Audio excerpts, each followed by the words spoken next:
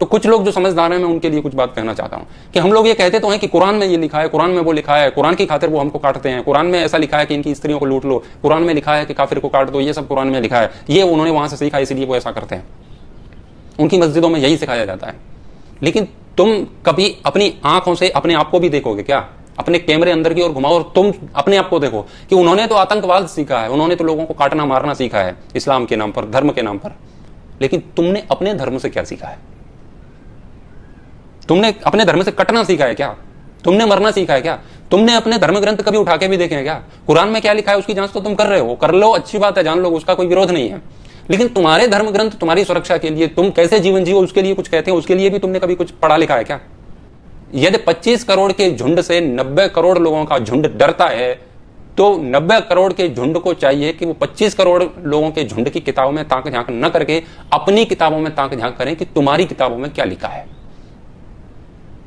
जब एक व्यक्ति 10 को मार रहा है तो 10 को देखना चाहिए कि हम कितने कायर हो चुके हैं।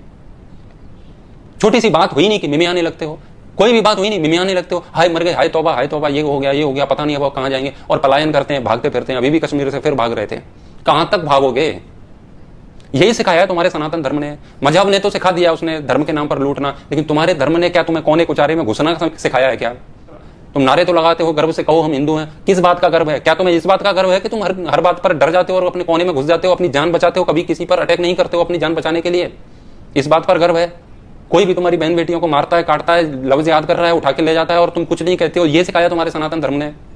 अपनी पुस्तकें उठा करके देखो, तुम्हारे ग्रंथ तुम्हें क्या सिखाते हैं। मोहम्मद ने उनको जो सिखाया वो सिखा दिया, लेकिन राम तुम्हें क्या सिखा के गए वो तुमने नहीं सीखा। कृष्ण तुम्हें क्या सिखा के गए तुमने नहीं सीखा। कायरता का चोला ओढ़ करके बैठे हुए 90 करोड़ लोग 25 करोड़ लोगों से डर रहे हैं, हद है।